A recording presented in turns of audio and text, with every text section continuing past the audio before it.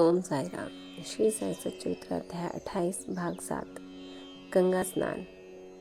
एक बार मकर संक्रांति के अवसर पर मेघा ने विचार किया कि बाबा को चंदन का लेप करूं तथा गंगा जल से उन्हें स्नान कराऊं। बाबा ने पहले तो उसके लिए अपनी स्वीकृति ना दी, परंतु उसकी लगातार प्रार्थना के उपरांत उन्होंने किसी प्रकार स्वीकार कर लिया।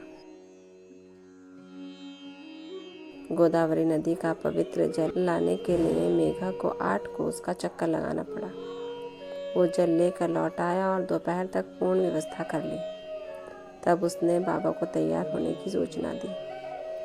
बाबा ने पुनः मेघा से अनुरोध किया कि मुझे इस झंझट से दूर ही रहने दो।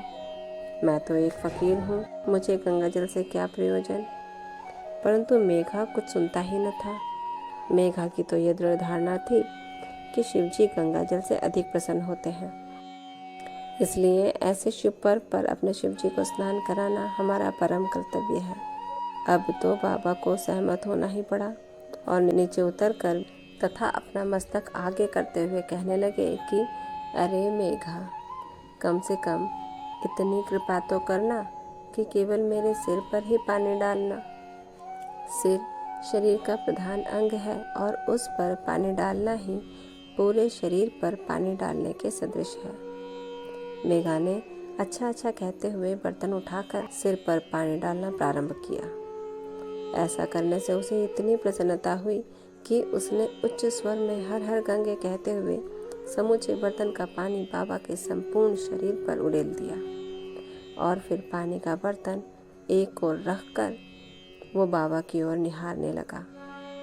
उसने देखा कि बाबा का तो केवल सिर ही भीगा है और शेष भाग ज्यों का त्यों बिल्कुल सूखा ही है। ये देख उसे बड़ा आश्चर्य हुआ। ओम साई राम। बाबा की लीलाएं तो अगणित हैं। यह लीला एक बिल्कुल ही आश्चर्यजनक लीला थी कि बाबा के पूरे शरीर पर मेघा ने जल बरसा दिया। फिर भी बाबा की इच्छा के अनुसार उनका केवल सिर ही भीगा था और शेष भाग ज्यों का त्यों सूखा ही था। बाबा अपने भक्तों की इच्छा पूर्ण करने के लिए हर तरह से तैयार रहते थे। इसी के साथ ये अंश यही समाप्त होता है। कल अगला अंश 8 में त्रिशूल और पिंडी पर वर्णन होगा। तब तक ओम साई राम। बाबा आप सब पर कृपा रखें, आपको आशीर्वाद दें और कष्टों से दूर रखें। ओम साई राम।